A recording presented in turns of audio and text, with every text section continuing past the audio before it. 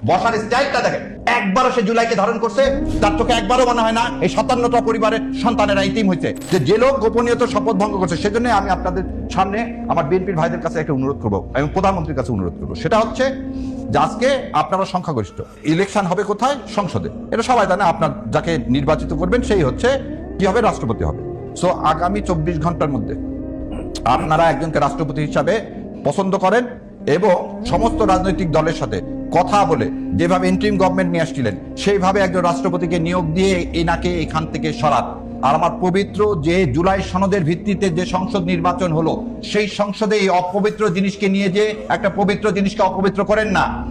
এই চুপ্পু সাহেবকে নিয়ে যে রক্তের দাগের উপর দাঁড়িয়ে থেকে এবং তার বসার স্টাইলটা দেখে, একবারও সে জুলাইকে ধারণ করছে, একবারও বলছে সে আওয়ামী লীগের জন্য আমি অনুতপ্ত, একবারও বলছে শেখ হাসিনা যা করছে সে খারাপ করছে।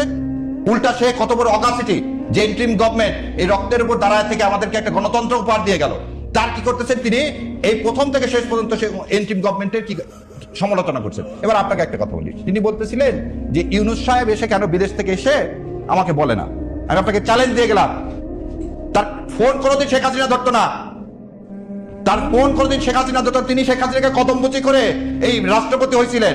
তিনি একটা চিঠি লিখছিলেন দুঃখ করে যে আমার ফোন কেউ ধরে না, আমাকে যথাযথ যোগ্যতা দেয় না। আর সেই লোক একবারের মধ্যে কি বলছে যে কোনোদিন শেখ হাসিনা এসে তো আমাকে চিঠি দিয়ে জানায়নি।